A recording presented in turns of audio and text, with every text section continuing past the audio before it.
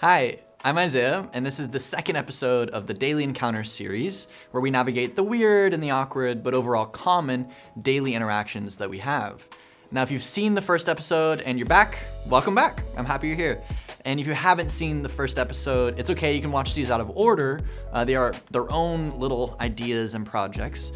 Really, it's just a 4-minute episode that will change how you acknowledge homelessness. So go ahead and watch that after you watch this one.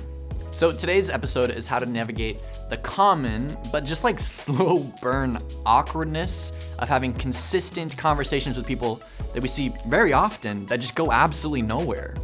Whereas I know you know, and I have it all the time, where it's like, hey, how's it going? I'm good. How are you? I'm good too.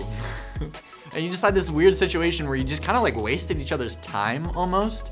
And I want you to think about it a new way where maybe that was number 33, interaction number 33 out of 100 that you're gonna have with that person in your lifetime. Have you ever thought about it that way? And now, how does that add value to the interaction that we could have when we ended up being so superficial? So let's say you are a Christian or just someone trying to be a better person. Developing yourself as someone who is warm and caring is an important thing. And so how do we show that we care, but also show that we care about what matters? But why even take the time to be more intentional about our interactions? Well, I hope that you agree with me that we know that we're created for connection. We need two people to do something to bring us about in our existence, right? Just as a human being. And even Jesus, who was one of the most influential people in history, went about his walk on this earth with a close-knit group of people that he was committed to, but also went about sharing that people should stay connected with each other by spreading truth and love. So really, it's not just about being connected, it's about being connected deeper. And we often see that based on communities built off of moral or religious belief systems. But overall, we know that those communities foster relationships of intentionality.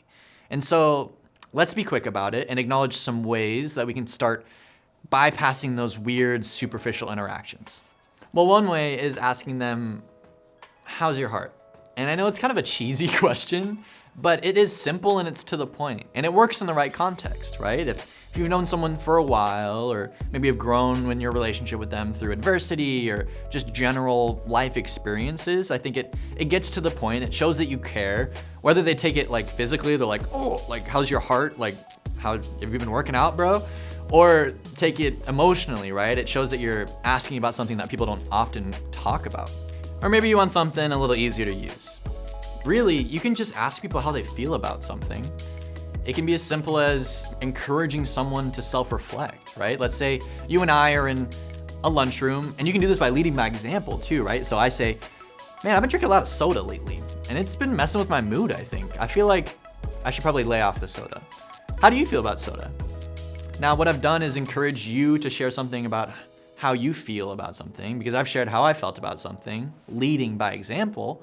And if you respond in a way that I hope that you do, we've just gone deeper.